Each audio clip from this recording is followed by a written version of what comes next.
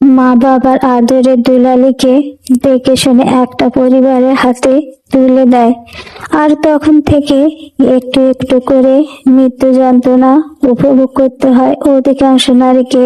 সহজ ভাষায় মনের মৃত্যু। প্রথমে মরে যায় তার নিজের বেঁচে থাকার অধিকার, তারপর মরে ছোট্ট ছোট্ট ইচ্ছেগুলো, এরপর মরে যায় তার হাসিটাও, যেটা সবাই দেখে কিন্তু বুঝতে পারে না। সংসারের জন্য রান্না করা, সবার যত্ন নেওয়া, নিজের ক্লান্তিকে লুকিয়ে রাখে, কিন্তু রাতে যখন সবাই ঘুমিয়ে পড়ে তখন তার বালিশই জানে কতটা কান্না জমে আছে তার ভেতরে।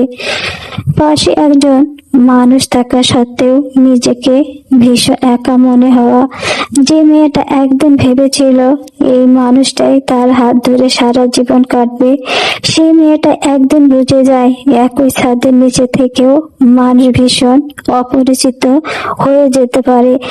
একজন নারী সবকিছু সহ্য করতে পারে কিন্তু অবহেলা নয়, কারণ অবহেলা শব্দ করে না, তবু প্রতিদিন একটু একটু করে মানুষকে ভিতর থেকে শেষ করে দেয়।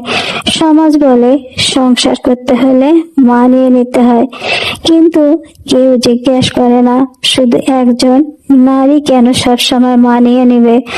তার স্বপ্ন, তার কষ্ট, তার ইচ্ছাগুলো মূল্য কি সত্যি এত কম? অনেক নারীর জীবনে সবচেয়ে বড় ট্র্যাজেডি হলো তারা মারা যায় না, কিন্তু বেঁচেও থাকে না।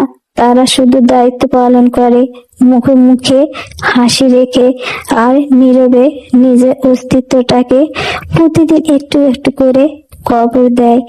এক সময় কান্না থেমে যায়, ভিতর থেকে আসে বেঁচে থাকার লড়াই।